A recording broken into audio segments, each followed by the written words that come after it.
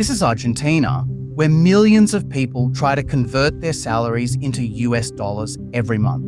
This is not because they are planning a trip or want to invest, but rather because they do not trust their own currency. Imagine receiving your salary on the first of the month and worrying that a significant portion of its value could be lost before the month even ends. Most people in the country have negative amounts of meaningful money by the end of the month. They have to go into debt to buy groceries and pay rent. Saving is losing its value, so the middle class save in US dollars. They have developed a different mindset to deal with it. Therefore, Argentina ranks second globally in total physical US dollar cash holdings outside the United States. Things are really weird. The consumption of food and basic stuff keeps going down, but on the other hand, the delinquency on credit cards and loans reached a historical record, the highest in decades. If people are buying less food, why is there so much unpaid debt? It is not difficult to understand. You don't have enough money to get by, so you use your card to buy food and pay a few installments for a prepaid health plan, settling the statement the following month. Then you run out of money and wait for your financial situation to improve, but it doesn't, and things get even worse. The fact that there's an inflation rate that's not being honestly reported, hidden under the rug, is eating away at the purchasing power of the extinct middle class. For millions of Argentinians, this is everyday life. Argentina's decline has been gradual, and it is mostly responsible for itself. Like hyperinflation, President Menem inherited a country in economic and social disorder. bank runs, even ex-president found guilty of defrauding the state. Fernandez has dismissed the trial as a witch hunt. But a century ago, its per capita income was higher than Germany, Italy, or France. Millions of European migrants flocked to work on its fertile lands. As rich as an Argentine became a common phrase to describe the immense wealth of the landed nobility. Today, the phrase is a joke. Germany's per capita income is now 4 times that of Argentina. Even neighboring Chile's income is almost 1/3 higher. This chart shows how many times we had a bad year compared to a good growing year.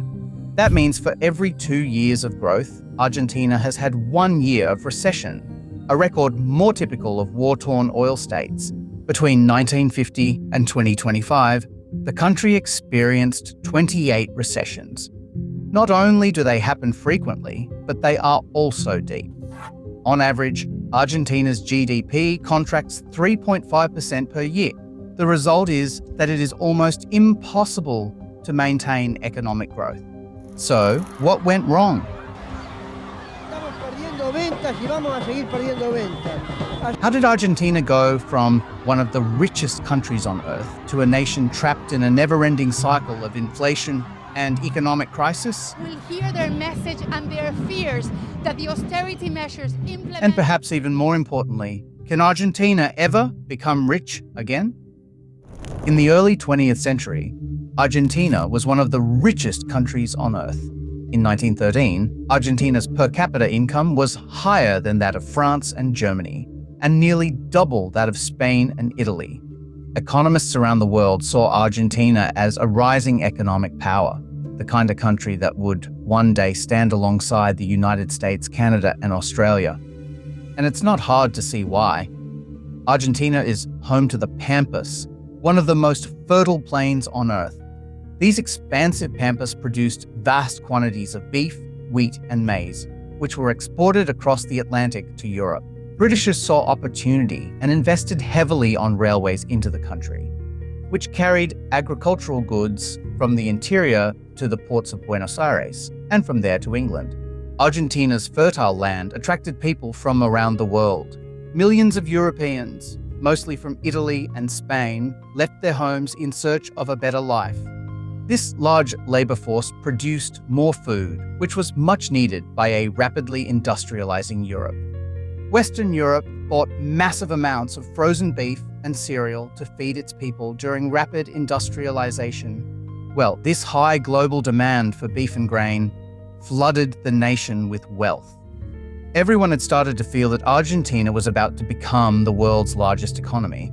But it never happened, while other resource-rich countries like Canada and Australia continued getting richer, and Argentina spent the next century falling further and further behind. So what went wrong? In the 19th century, both the United States and Germany used high tariffs and protectionist policies to boost domestic manufacturing and shield new local industries from British competition. This strategy was later named import substitution industrialization, which allowed nations to build massive domestic markets and heavy industries behind protective walls. Meanwhile, Argentina's economy depended on agricultural exports. Post-Second World War, Argentina tried to follow an import substitution industrialization model to keep industrializing with high tariffs on imported manufactured goods, but it never managed to create competitive industries. At the same time, the Wall Street crash of 1929 wiped out international demand for Argentina's agricultural exports. Customs revenues dried up instantly, creating a massive financial deficit. When governments face finance deficits, they simply borrow money. That is not necessarily a problem, but Argentina made a habit of doing it again and again. Therefore, in 1983, its debt to GDP reached 95%. Eventually, the lenders who were giving money to Argentina stopped lending, and the frustrated government no longer able to borrow it, so they turned to the only option left: print more money. In early 1975, Argentina started printing money to cover its chronic budget deficits, public spending, and massive wage increases. The problem is that printing money doesn't create more goods or services. It simply creates more pesos chasing the same amount of products. Prices begin to rise, inflation accelerates, and slowly people stop trusting the currency.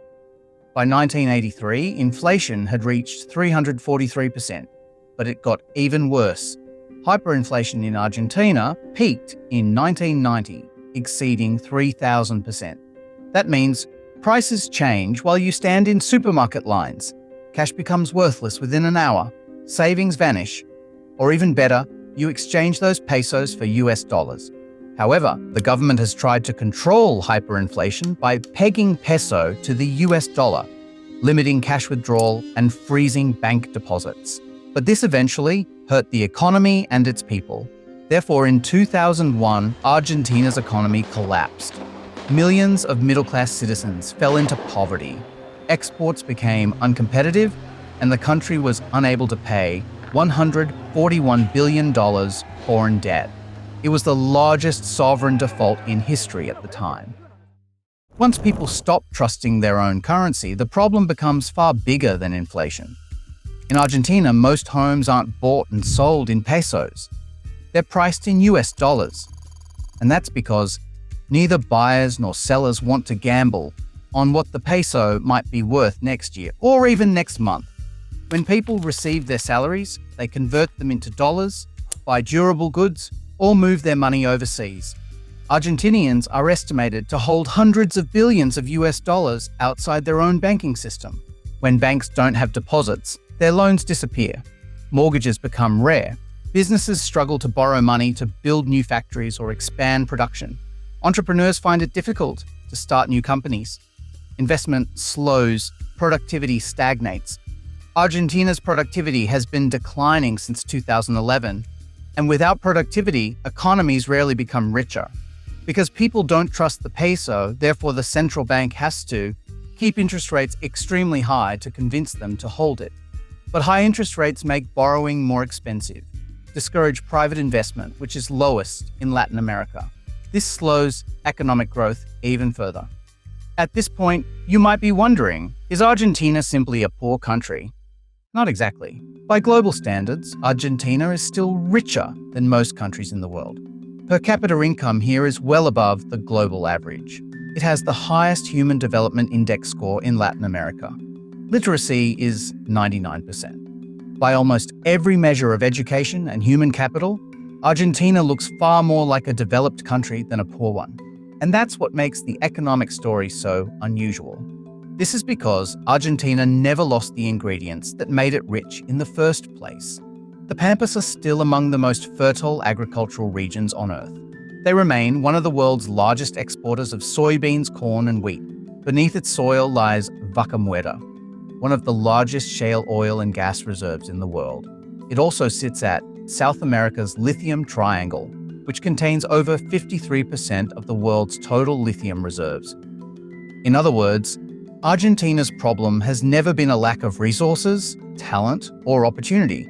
The problem is that none of those advantages matter very much if people don't believe in the future. That means investors don't believe in Argentina. The countries with far fewer natural resources and much smaller economies have attracted far more foreign capital than Argentina. They look for stable institutions, and that's exactly what Argentina has struggled to build for nearly a century. Unsurprisingly, confidence in the government is always low. Corruption is rampant. Their president is in jail for defrauding the state of $1 billion. Argentina has had 6 military coups since 1930. Even in democracy, institutions have been undermined. The government published bogus inflation statistics and fined economists who made their own estimates public. Needless to say, Argentinians made one of the most dramatic political decisions in the country's history. But for the first time in decades, leading leaders are offering free market solutions to the country's many problems. When Milei took office in late 2023, inflation was running above 200%. The central bank's credibility was shattered. 4 in 10 Argentines live in poverty. Public debt was around 90% of GDP. Milei's radical liberalization and austerity policies, like drastic spending cuts, have led to the government's first budget surplus in 14 years. Boosts some social welfare spending, helping to bring more people out of poverty. Inflation has slowed it around 30%. Through sweeping deregulation, privatization, and fiscal shock therapy, he brought down the public debt to 70% of GDP. Unfortunately, economics isn't so simple, and you can't make a conclusion about a president and their policies. There's just too many variables. In this case, one of the biggest ones is confidence. Argentina's long history of sovereign defaults, depleted foreign exchange reserves, strict capital controls, and political uncertainty surrounding President Javier Milei's radical reforms discouraging investors. Because businesses invest when they believe the rules won't suddenly change. Banks lend when they trust the currency's value. Families save when they believe their savings will still be worth something tomorrow. For much of the last century, Argentina struggled to create that confidence. Fear of crises encourages people to think about surviving the next year rather than investing in the next decade. That's why Argentina's story isn't really about inflation, debt, or even Javier Milei. It's about trust. The trust that allows people to save, invest, plan, and build. So will Argentina get rich again? It depends. Because unlike many developing countries, Argentina isn't starting from scratch. It already has many of the ingredients needed for prosperity. A highly educated population, world-class agricultural land, vast reserves of oil, natural gas, and lithium. It has potential, but not confidence.